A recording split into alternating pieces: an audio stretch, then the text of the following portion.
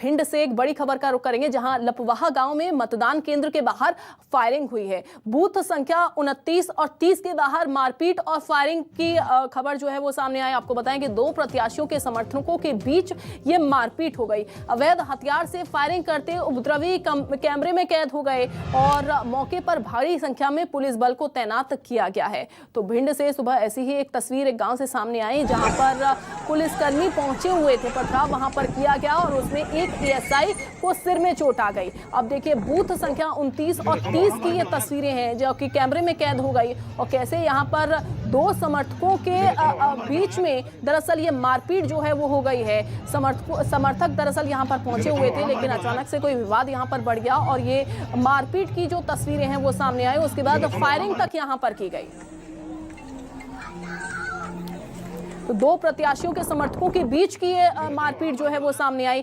Firing तक यहां पर की गई है। अवैध हथियार से फायरिंग करने का ये वीडियो अब सामने आ गया है, जो कि वहां पर मौजूद किसी ने ये वीडियो जो है वो बना लिया। हालांकि अब बताएं कि मौके पर भारी संख्या में पुलिस बल की तैनाती कर दी गई है और मतदान सही तरीके से हो सके, कोई इसमें रुकावट और खलल पैदा ना हो, इसकी पूरी व्यवस्था जो है वो की जा रही है। लेकिन पुलिस के सामने भी एक बड़ी चुनौती खड़ी हो गई है कि भिंड में सुबह ऐसी ही कुछ तस्वीरें सामने आई, जहां पर एक एएसआई पर पथराव करने की जो कोशिश है वो की गई, जिसमें एक एएसआई के सिर पे चोट आ गई और उसके बाद भारी संख्या में पुलिस बल को तैनात वहां पर किया गया। सुरक्षा के पुख्ता इंतजाम जो है वो वहां पर किए गए। लेकिन अब देखिए, अब दोबारा से ये लपवाहा गांव से तस्वीरें सामने आई हैं, जहां पर मतदान केंद्र पर कुछ लापरवाही की तस्वीरें कि लोग वहां पर पहुंचते हैं अवैध हथियार लेकर और उसके बाद फायरिंग कर दी जाती है।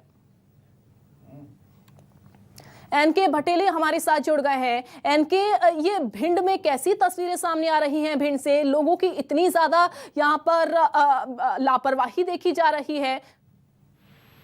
जी बिल्कुल, मैं साफ तौर पर बताना चाहूंगा कि लाहर के क्षेत्र के लपवा गांव का मतदान 29 और 30 क्रमांक है।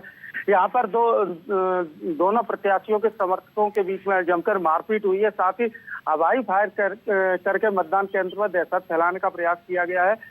हालांकि पुलिस को इस बार बिल्कुल जब घटना लगी तो भारी पुलिस बल मौके पर पहुंचा है और स्थिति को काबू में पा लिया गया है। हालांकि कुछ लोगों को पुलिस ने हिरासत में लिया है और उनसे पूछताछ कर रही है और मतदान पुनः प्रारंभ शांतिपूर्ण तरीके से कराया जा रहा है। जी एनके, लेकिन वजह क्या सामने आई? यहाँ पर जो प्रत्याशियों के समर्थक यहाँ पर पहुंचे, क्या वजह सामने आई? और जब ये फायरिंग वहां पर की गई थी तो कौन ये शख्स है, उसके खिलाफ कोई मुकदमा नहीं दर्ज किया गया?